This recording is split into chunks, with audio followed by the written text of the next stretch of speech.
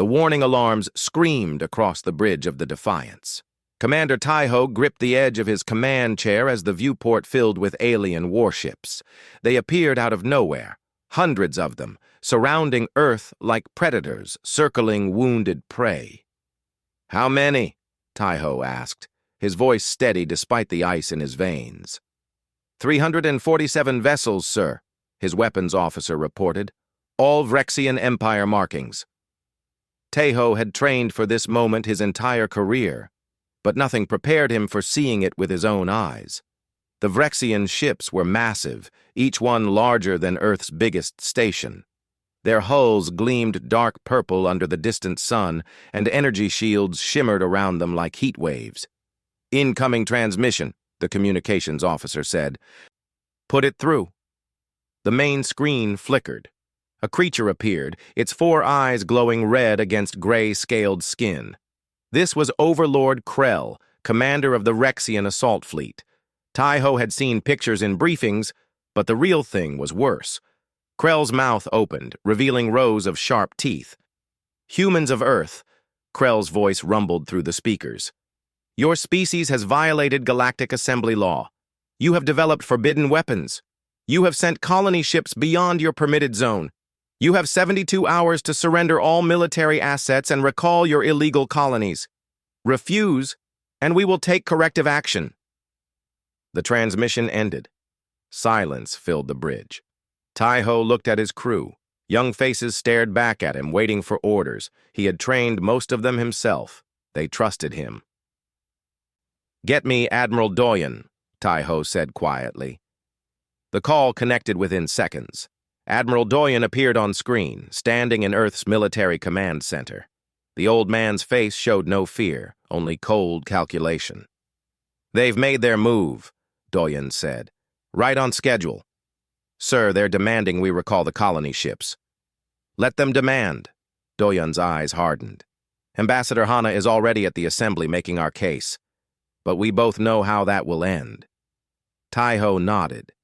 The Galactic Assembly had kept humanity caged in their own solar system for 200 years. They called it protection. They called it guidance. But Taiho knew the truth.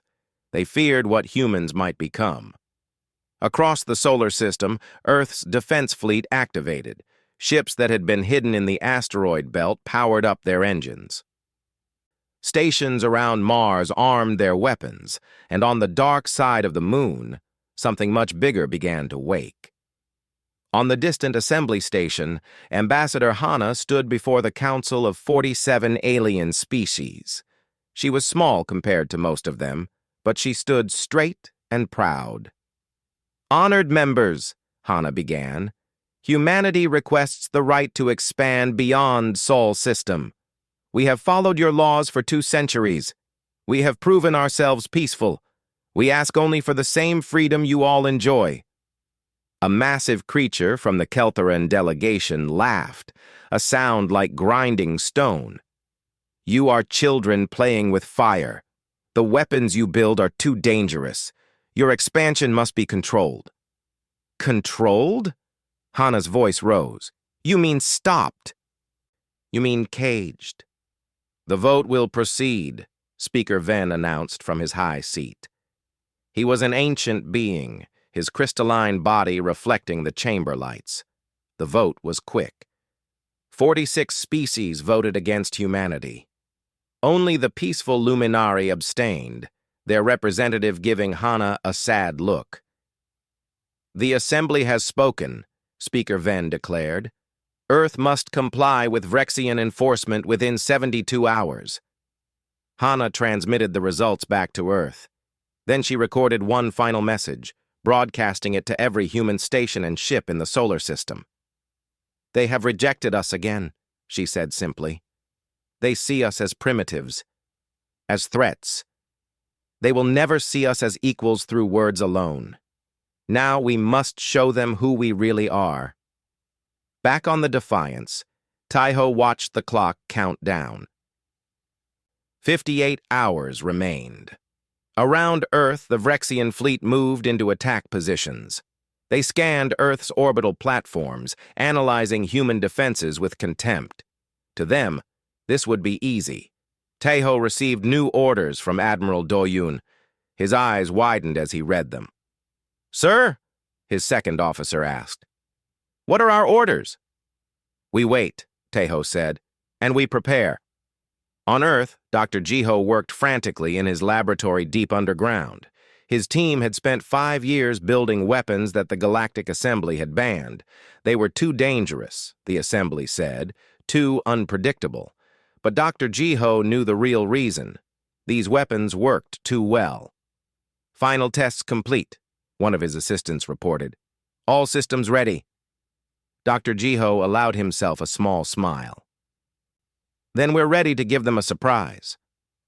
24 hours before the deadline, Overlord Krell grew impatient. He had crushed 200 civilizations in his long career. These humans would be no different. He ordered his fleet to fire warning shots at Earth's orbital platforms. The weapons fired. 3 platforms exploded in brilliant flashes. 2,000 humans died instantly. Earth's government received a new message from the Assembly. It was their final offer. Total disarmament.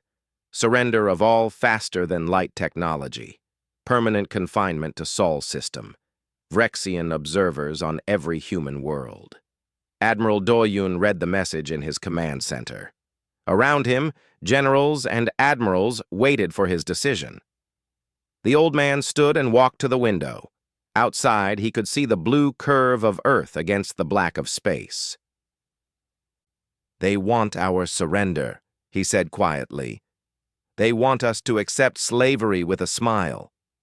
He turned to face his officers. His eyes blazed with determination. "Send them our answer. Tell them humanity refuses their peace. Tell them we choose defiance." He pressed a button on his desk. Across Earth's military networks, a single code phrase transmitted: Protocol Prometheus. On the dark side of the moon, massive doors opened. Power surged through systems that had been hidden for years. Ships began to move, ships that the Vrexians knew nothing about. Captain Suji sat in the command chair of the Shadow Walker, one of Earth's stealth frigates. Around her, 15 more stealth ships powered up their engines.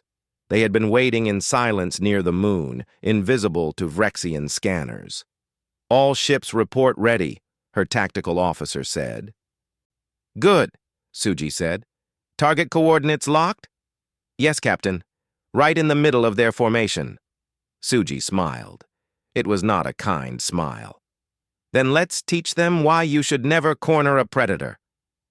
The stealth ships moved silently through space, slipping between Vrexian vessels like ghosts. The aliens never saw them coming. They were too confident, too certain of their superiority. Overlord Krell stood on his command deck, waiting for the humans to surrender. Any moment now, they would see reason. They would beg for mercy. Instead, his sensors officer screamed a warning. "Energy signatures! Ships decloaking inside our formation!" Krell spun around. On his screens, human ships appeared from nowhere, already at point-blank range. Before he could give orders, they fired. But these weren't energy weapons. These were physical projectiles moving at 90% the speed of light. The Vrexian shields were designed to stop energy beams. They did nothing against solid matter moving that fast. The first Vrexian ship exploded, then another, then 10 more. In 4 minutes, 40% of Krell's fleet was destroyed, turned into expanding clouds of debris and flame.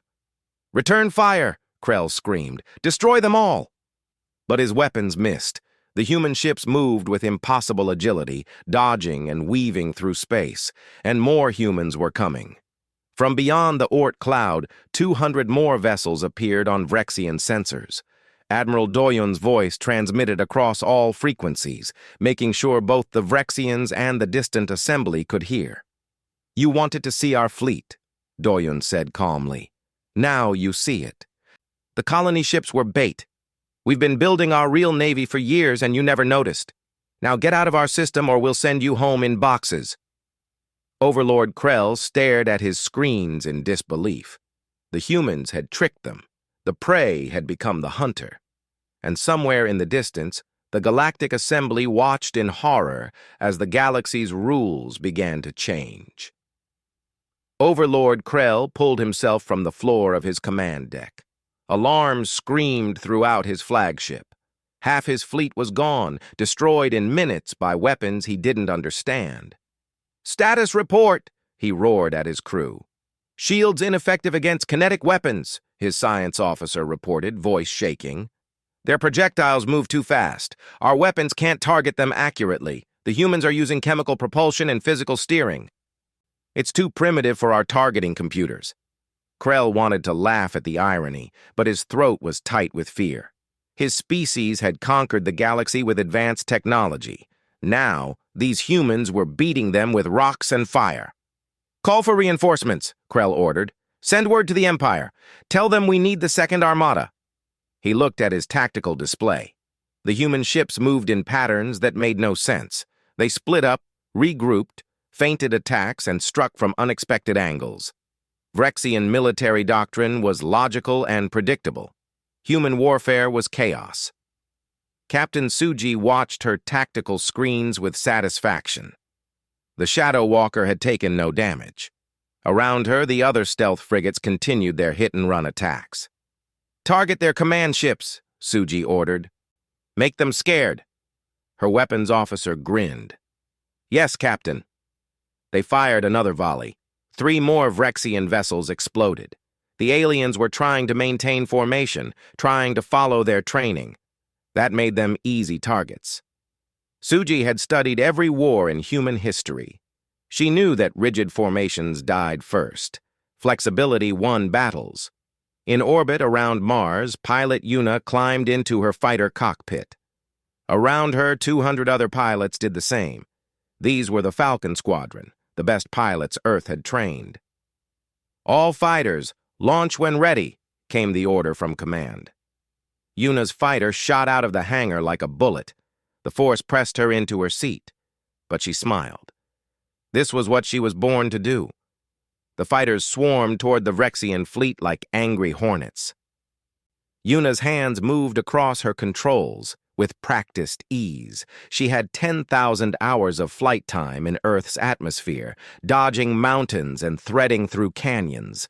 Flying in space was easier. A Vrexian fighter turned to intercept her. It was twice the size of her craft, covered in weapons and armor. The pilot had probably trained in perfect simulations for years.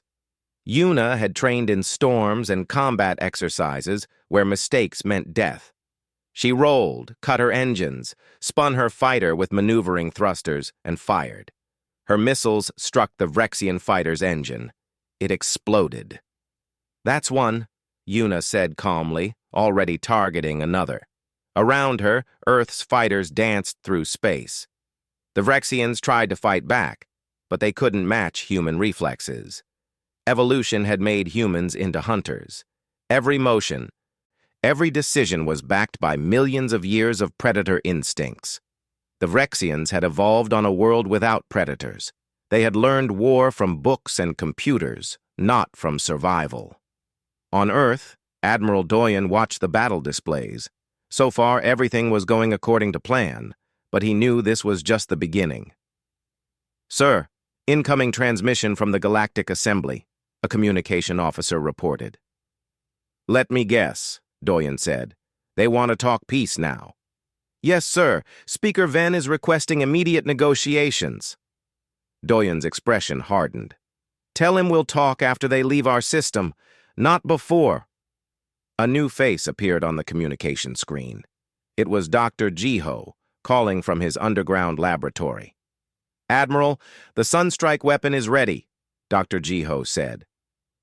"We can deploy it whenever you give the order." "How does it work?" Doyen asked. "It uses the sun's own energy," Dr. Jiho explained. "We trigger a controlled solar flare and direct it toward a specific target. The Assembly banned this technology because it's too powerful. One flare can destroy an entire fleet."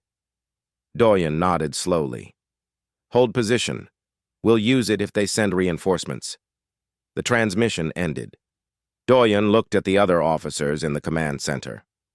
"They're going to send more ships," he said. The Vrexians don't know how to quit. It's not in their nature. General Siwu stepped forward. He was a big man with scars on his face from old battles. Sir, my ground forces are ready. If any of those ships try to land troops on Earth, we'll show them what real soldiers look like. I don't think they'll try landing, Doyen said. They'll try to bomb us from orbit. That's why we need to make sure none of them get close enough. 3 hours later, the Vrexian Second Armada arrived. 500 fresh warships dropped out of faster-than-light travel at the edge of the solar system. Their commander was High Marshal Draxus, and he had a reputation for ruthlessness. Across the galaxy, the Galactic Assembly watched through long-range sensors. Most of them expected humanity to surrender now. 500 ships against Earth's smaller fleet seemed like impossible odds. They didn't understand human mathematics. Humans didn't count ships. They counted advantages.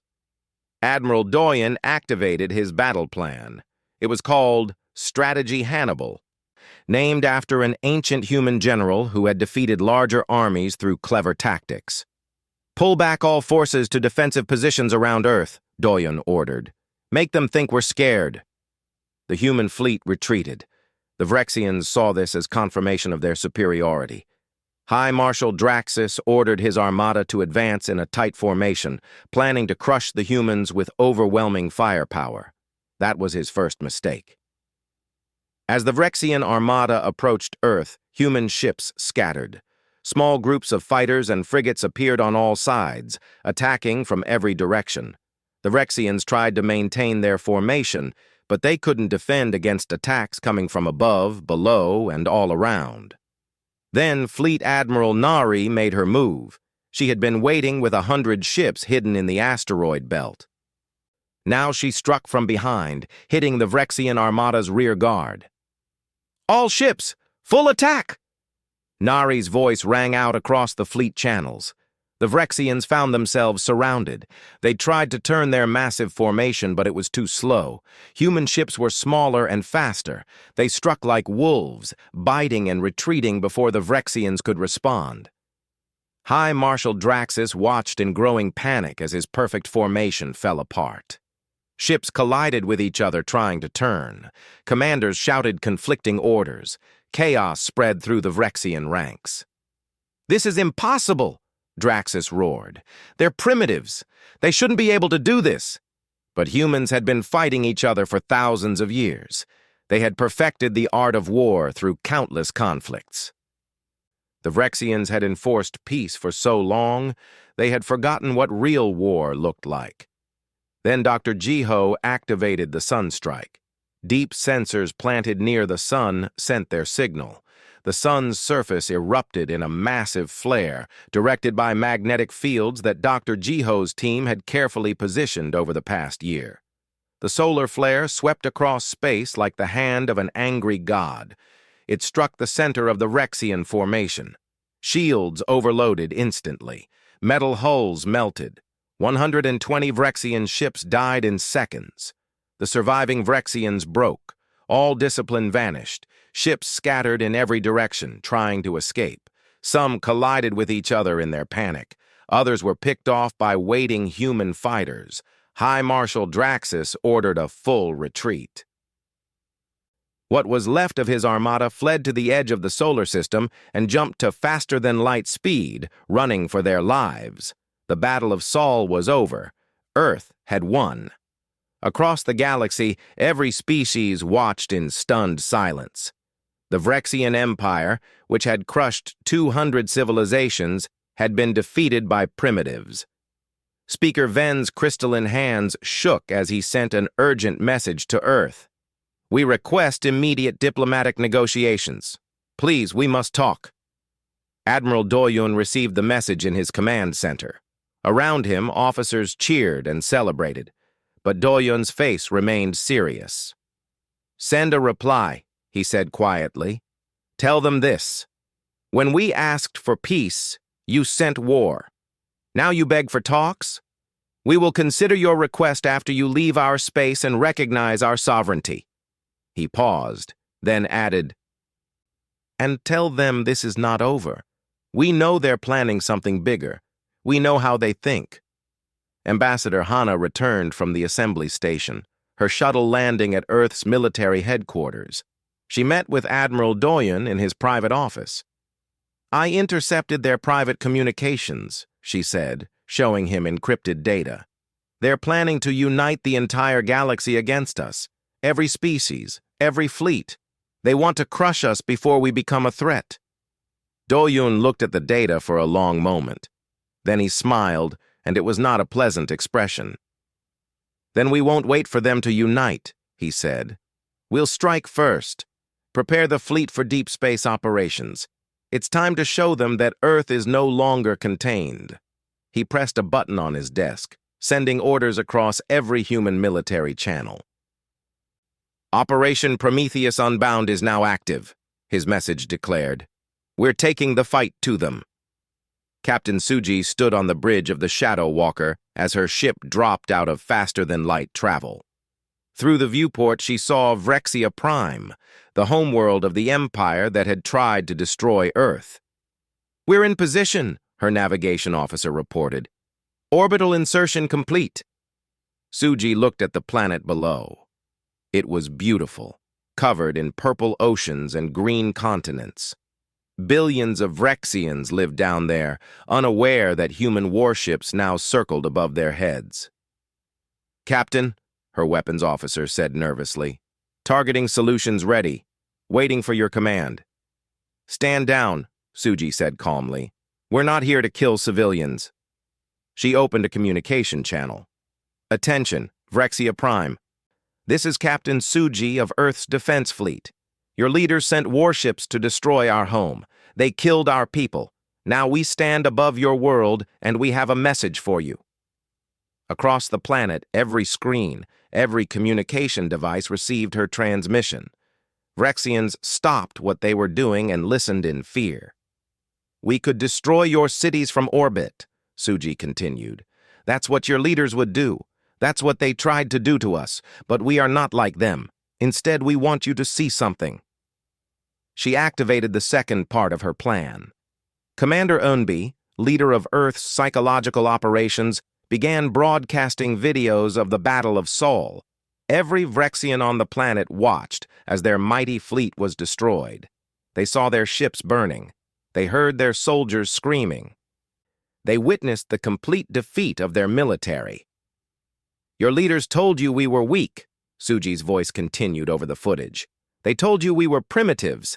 They sent your sons and daughters to die based on lies. We are sending them home to you, not as corpses, but as defeated soldiers. Look at what your government did. Look at the price of their arrogance. The transmission ended. Suji ordered her ships to remain in orbit, but to fire no weapons. The message was enough. Within hours, riots broke out across Vrexia Prime. Citizens demanded answers from their government. They wanted to know why their military had lied. They wanted to know why so many had died for nothing. The Vrexian government collapsed in 3 days. Far from Vrexia Prime, Fleet Admiral Nari led Earth's second fleet to a Vrexian military base in the Kelthara sector. The base was one of the largest in the galaxy, home to 300 warships and 50,000 soldiers. All ships, attack pattern Delta, Nari ordered. Her fleet split into 3 groups, hitting the base from different angles. The Vrexians scrambled to defend, but they were still recovering from the shock of losing at Sol. Their confidence was broken. Major Minho watched from the dropship as it approached the base's main station. He commanded 200 orbital drop troops, soldiers trained for the most dangerous operations. 2 minutes to insertion, the pilot announced.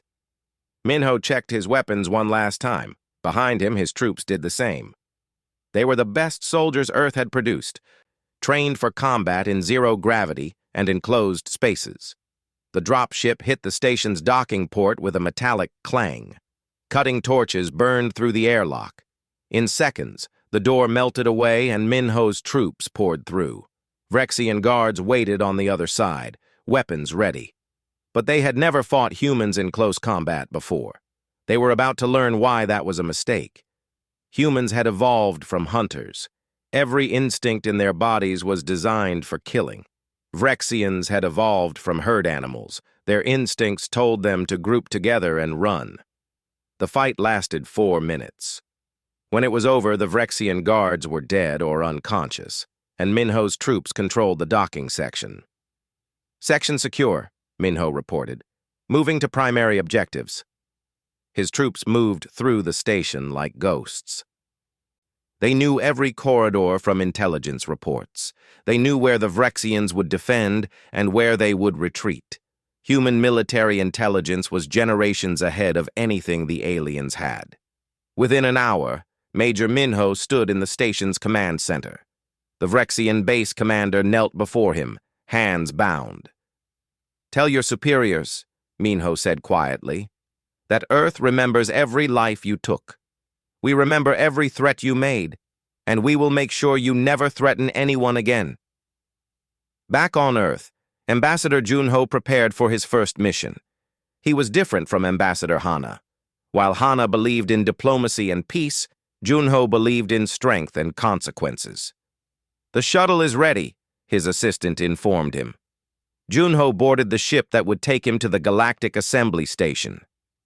He carried new instructions from Earth's government. No more asking for permission. No more accepting restrictions. From now on, Earth would dictate its own terms. When he arrived at the assembly, the other species looked at him with fear. News of human victories had spread across the galaxy. Everyone knew that the rules had changed. "I am Ambassador Junho," he announced to the gathered delegates. "I speak for Earth, and I have a message for all of you. For 200 years, you kept us caged. You called us primitives. You denied us the rights that every species should have. You created this situation. Now you must live with the consequences." Speaker Ven tried to interrupt. "Ambassador, please, we wish to negotiate." "We tried negotiating," Junho cut him off. "You voted against us 46-1. You sent the Vrexian fleet to threaten us. You forced us to fight. Now you want to talk? Fine. Here are our terms: full sovereignty for humanity, free expansion rights, equal representation in this assembly, and removal of all restrictions on human technology." "Impossible!" a delegate from the Keltheran Empire shouted. "Your weapons are too dangerous." Junho turned to face the Keltheran. "Our weapons defeated the Vrexian Empire in 2 battles. If they're too dangerous, perhaps you should ask yourself why you're afraid. Is it because of the weapons? Or is it because you know we won't let you push us around anymore?" While Ambassador Junho confronted the assembly, a new threat was forming. High Marshal Draxus, the Vrexian commander who had survived the Battle of Sol, was gathering allies. He convinced 12 other species to join him in a new offensive against Earth. "The humans are a virus," Draxus told his new allies. "If we don't stop them now, they will spread across the galaxy. They will destroy everything we have built." The Allied fleet gathered in secret, planning to strike at Earth's new colony on Kepler 442.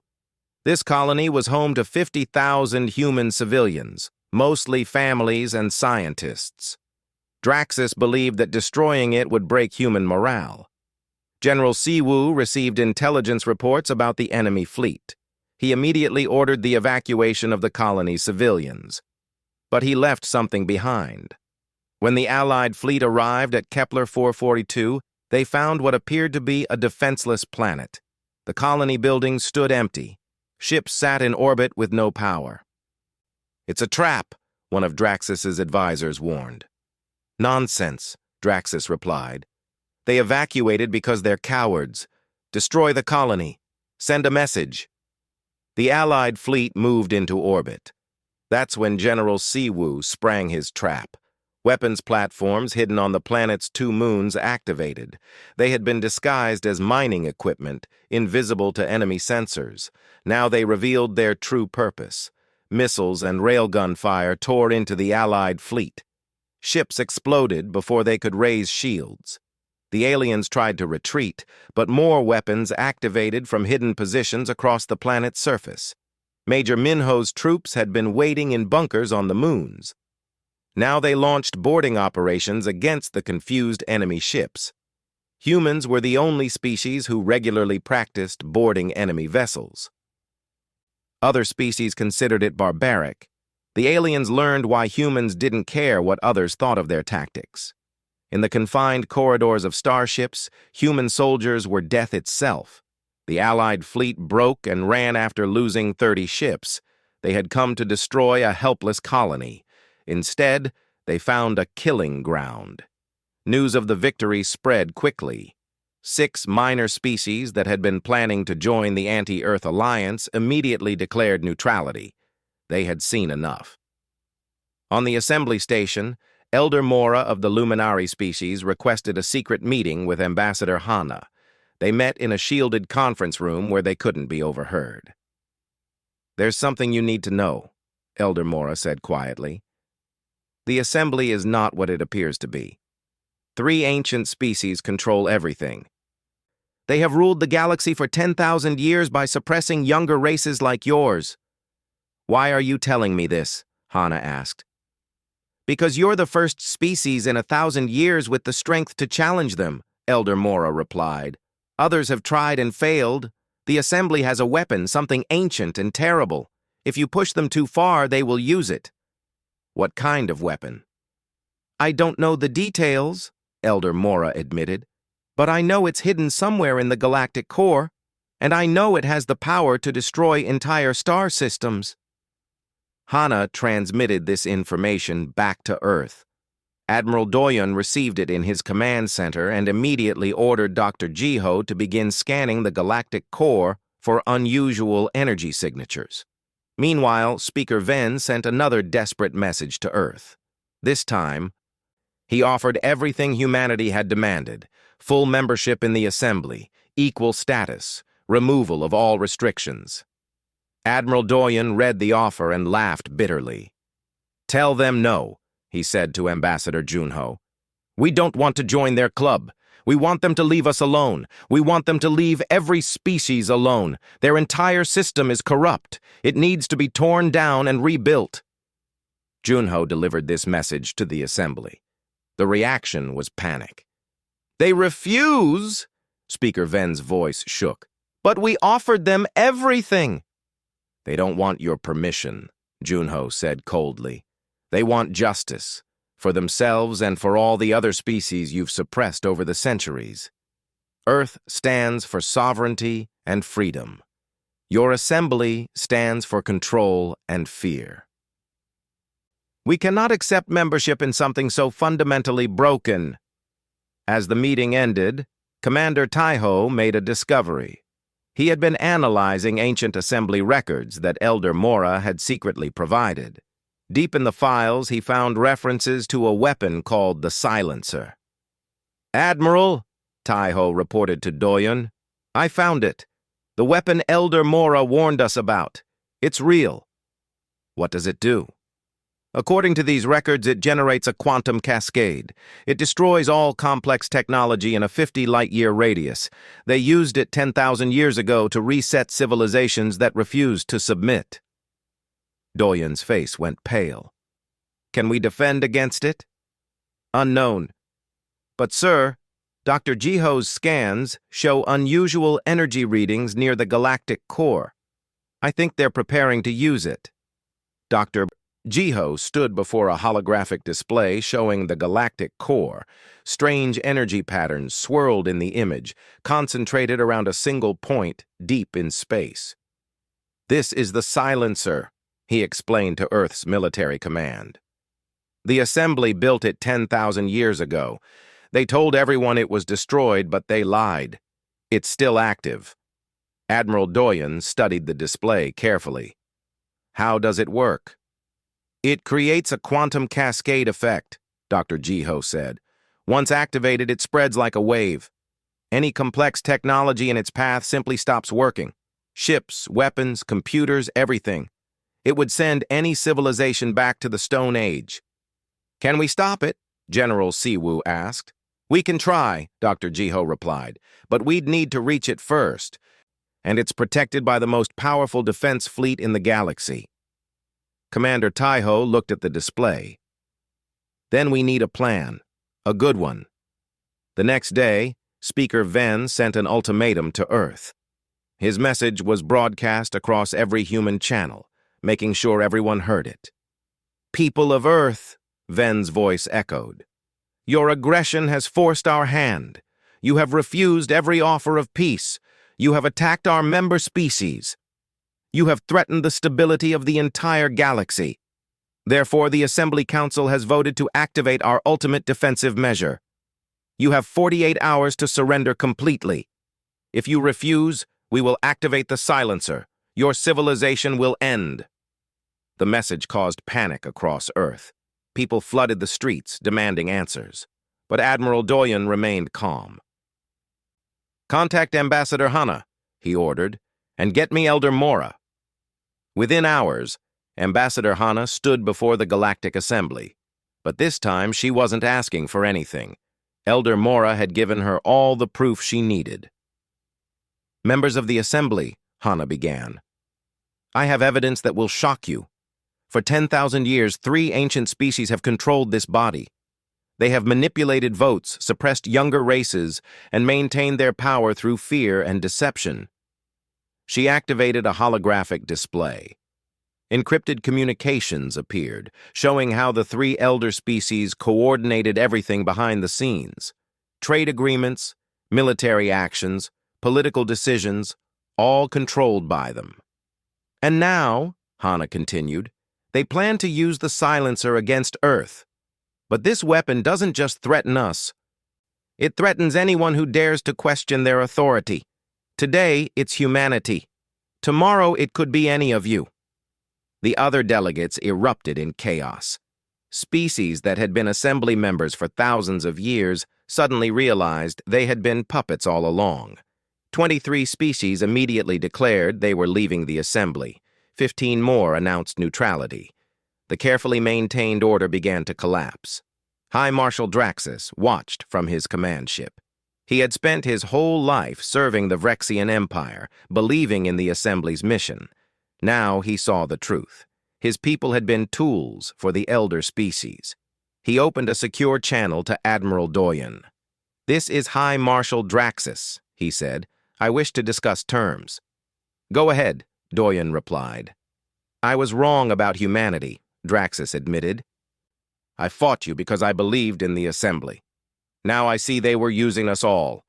The Vrexian Empire wishes to form an alliance. We will help you stop the silencer." Doyen was silent for a moment.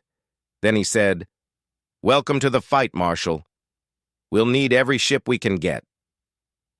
Within 24 hours, a new coalition formed. Earth, the reformed Vrexian remnants, the Luminari, and 30 other species united against the elder species. It was the largest military alliance in galactic history. "All forces, prepare for jump to the galactic core," Admiral Doyen commanded. "This is it. This is the battle that decides everything." Commander Taiho stood on the bridge of the Defiance, now leading a strike team of 50 ships. His mission was simple but nearly impossible: penetrate the core defenses and reach the silencer. "Jump in 3, 2, 1. The navigation officer counted down. Space twisted around them. When it cleared, Taiho found himself staring at the most incredible sight he had ever seen. The galactic core blazed with the light of 1 billion stars. And protecting it was a fleet unlike anything anyone had seen.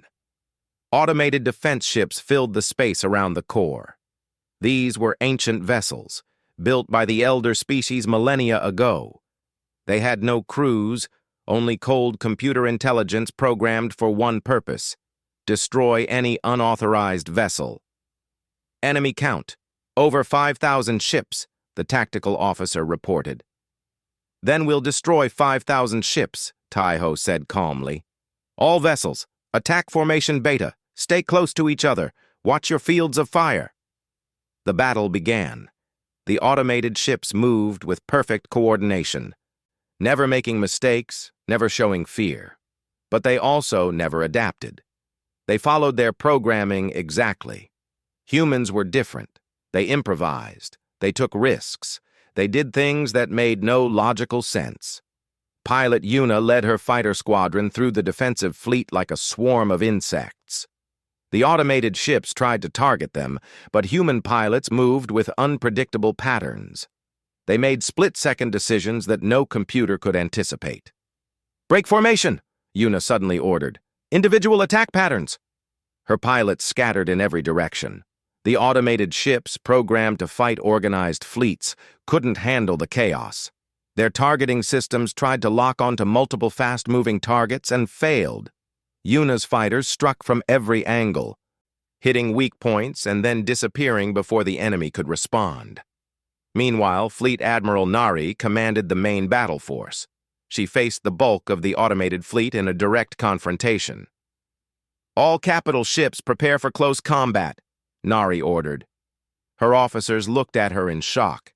Capital ships weren't supposed to get close to enemy vessels. That's what fighters and missiles were for.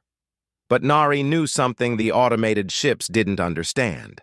Their programming was designed to fight at long range, where their superior numbers gave them an advantage. At close range, human creativity became the deciding factor. The human capital ships charged straight into the enemy formation. The automated vessels opened fire, but human shields held. When the two fleets merged, it became a brawl. Human gunners targeted specific ship systems instead of just shooting at random. Human captains rammed enemy vessels when necessary. Human engineers rerouted power on the fly, making impossible repairs while under fire. The automated fleet couldn't adapt to this chaos. Their programming didn't include variables for enemies who fought like madmen. While the main battle raged, Major Minho led his troops on the most dangerous mission yet. They had to board one of the ancient elder species stations near the core and gather intelligence about the silencer's control systems. "Drop in 60 seconds, the pilot warned.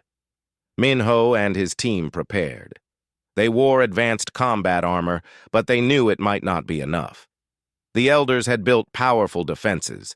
The dropship approached the station at high speed. Defense turrets tracked them, firing streams of energy. The pilot dodged and weaved, barely avoiding destruction. "Go, go, go!" the pilot shouted. Minho's team jumped from the ship, using rocket packs to cross the gap to the station. Several soldiers were hit by defensive fire and died before reaching the hull. But Minho and 30 others made it. They cut through the station's outer wall with plasma torches. Inside, they found corridors filled with automated security systems, laser grids, gun turrets, and combat drones.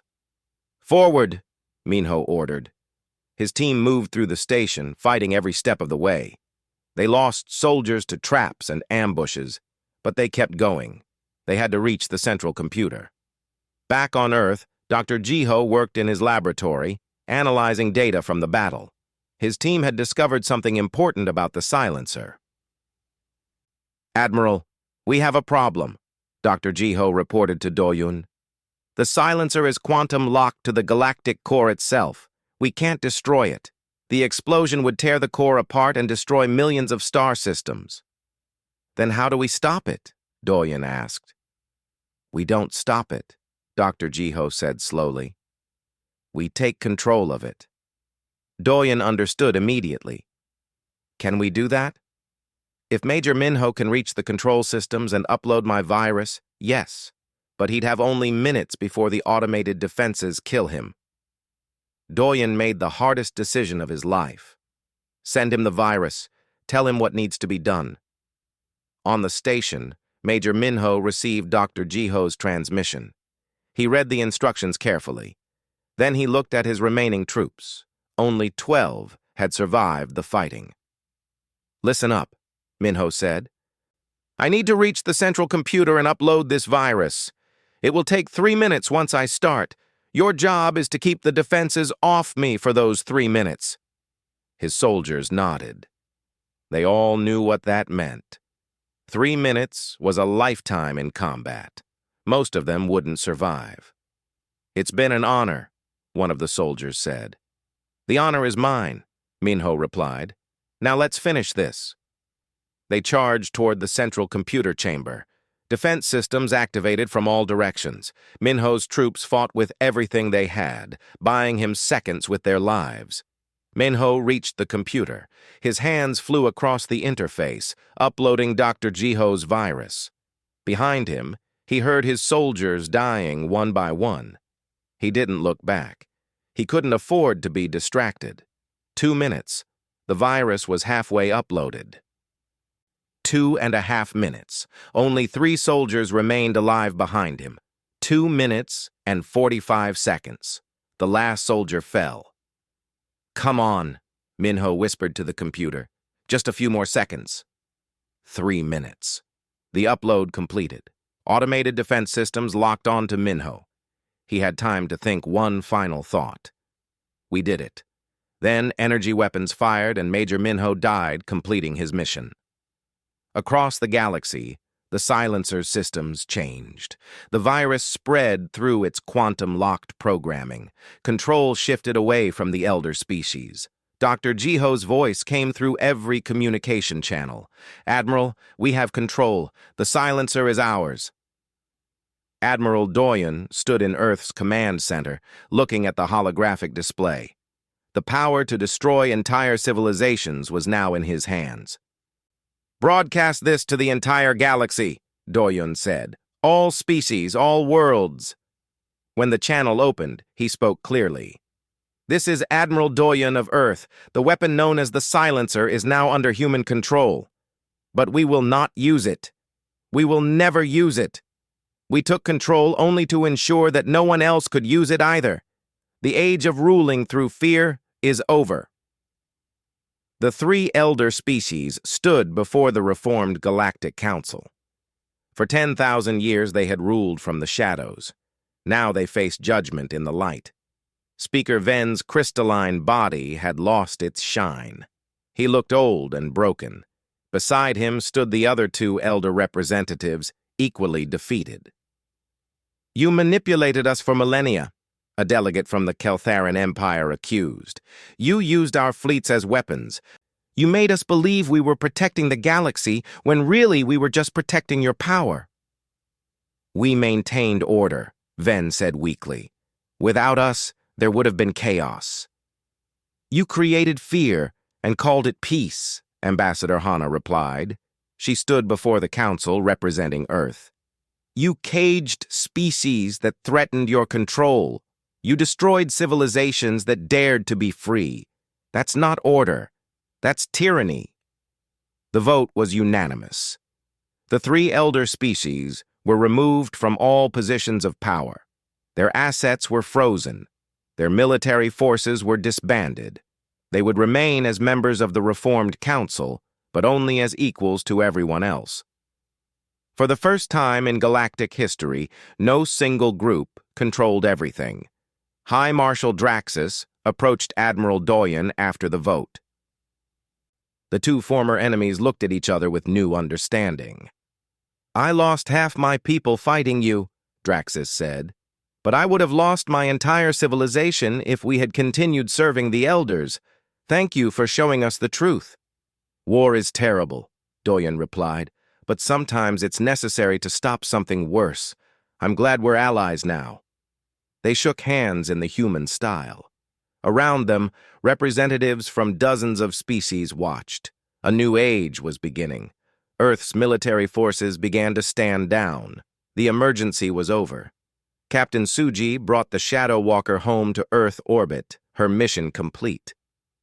"It's strange," her tactical officer said. "A few months ago, we were planning to fight the entire galaxy. Now we're helping rebuild it." Suji smiled.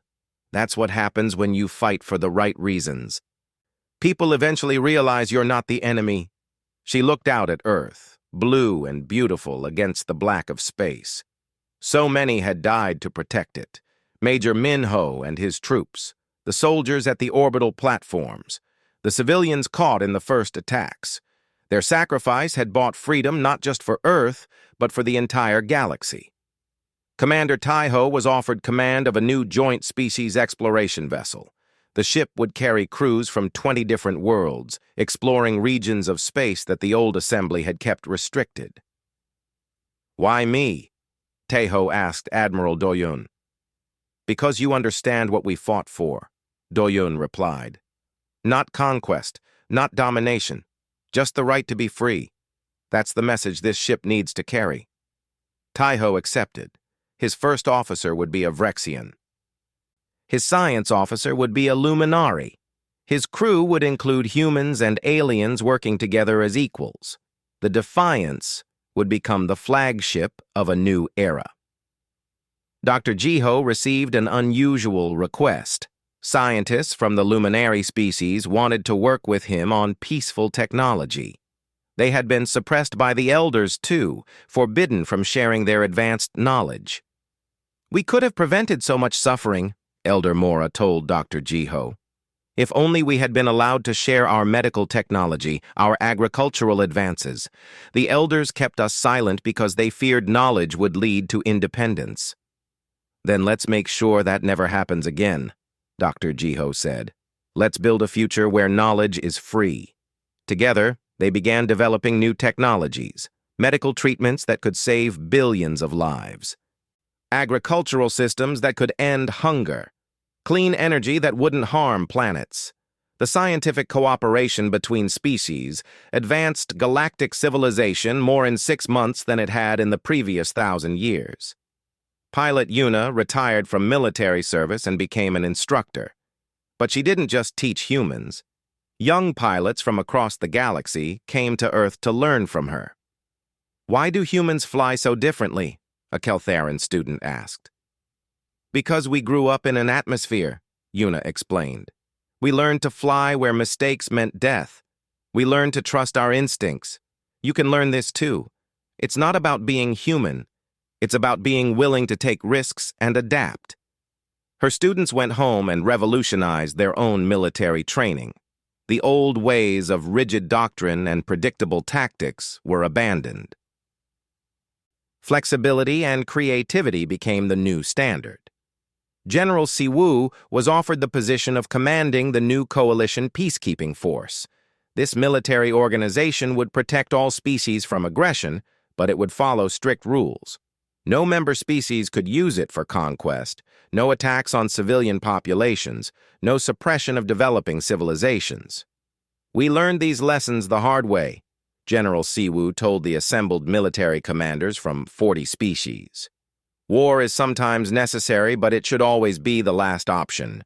And when we fight to protect the innocent, not to dominate the weak. The peacekeeping force became a model for the entire galaxy. Species that had been enemies for centuries learned to work together. Ambassador Junho helped write the new galactic charter. It was called the Terran Accords, named after Earth. The core principles were simple. Every species has the right to self-determination. No species can restrict another's development. Technology and knowledge should be shared freely. Military force can only be used in defense, never for conquest. All species are equal members of the galactic community. This is what we fought for, Ambassador Hana said as the charter was ratified. Not to replace the old system with human dominance, but to create something better, something fair. 47 species signed the Terran Accords. More joined every month.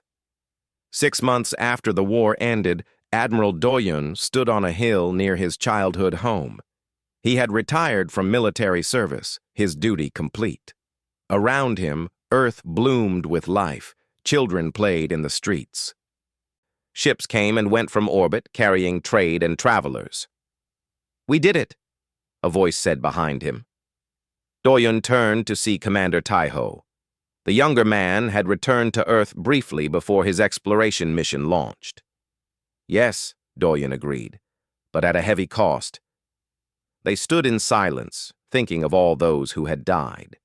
Major Minho and his troops, Pilot Yuna's squadron members who hadn't survived the battles, the civilians killed in the first Vrexian attack, thousands of soldiers from both sides. "Do you think it was worth it?" Taeho asked. Doyun looked at the sky, where alien ships now flew peacefully alongside human vessels. "Ask me again in 100 years. If we've built something lasting, If species can live together in freedom and peace, then yes. If we just replaced one empire with another, then no. I think we built something good, Taiho said. We showed the galaxy that strength doesn't have to mean domination. That victory doesn't require destroying your enemy. We showed them the human way, Doyen agreed. We're stubborn. We don't give up. But we're also capable of mercy and cooperation. That's what made the difference. Taiho prepared to leave. The Defiance launches tomorrow. We're heading to the outer reaches where no one has explored before. Be careful out there, Doyen said. I will. But if we meet new species, I'll tell them about Earth. Not about our weapons or our victories. I'll tell them about our principles. About why we fought. Doyen smiled. That's exactly what they need to hear. On the Galactic Council station, Ambassador Hana gave her final speech as Earth's representative. She was returning home to spend time with her family. When I first came here, I begged for your recognition, she told the assembled delegates. I asked you to see us as equals. You refused. You sent your fleets to destroy us. But in the end, you were the ones who begged. You begged for peace after you learned that humanity couldn't be conquered. She paused, letting her words sink in. I don't say this to gloat. I say it to remind all of us of an important lesson. True peace doesn't come from submission. It comes from mutual respect. You can't force people to accept your authority. You have to earn their cooperation. The delegates listened carefully. Many of them nodded in agreement. Earth is no longer contained, Hana continued, but we're not seeking to dominate anyone. We're seeking partnership. We're seeking a future where every species can grow and thrive without fear. That's the legacy of this war. That's what those who died fought for. Let's make sure their sacrifice wasn't wasted. She stepped down from the podium to thunderous applause. Years later, historians would look back on this period and call it the Great Awakening, the time when the galaxy stopped being controlled by fear and started being guided by cooperation. Earth's role in galactic affairs continued to grow, but not through conquest. Human scientists shared their knowledge. Human engineers helped build new technologies. Human diplomats mediated disputes between species. The silencer remained in human hands, but it was never activated. Its existence served as a reminder of what the galaxy had left behind. The age of ruling through fear was over. On Earth, a memorial was built for those who had died in the war. Major Minho's name was carved at the top, along with all his troops who had given their lives to stop the silencer. Every year, Admiral Doyen visited the memorial. He would stand there for hours, remembering. We begged for peace, he would whisper to the names on the wall. But when they refused, we sent our forces, not to conquer, but to protect, not to dominate, but to free. You understood that. You gave everything for that principle. The galaxy is better because of you. The wind would carry his words away, but the memorial stood eternal. A reminder that freedom is never free, but it's always worth fighting for. And across the stars, humanity's ships explored new worlds, built new friendships, and carried forward the message that had changed everything. Respect cannot be demanded, it must be earned. Peace cannot be imposed, it must be chosen. And freedom, once won, must be protected by those brave enough to stand against tyranny. Earth had sent its forces when peace was denied, and in doing so, humanity had taught the galaxy what true civilization really meant.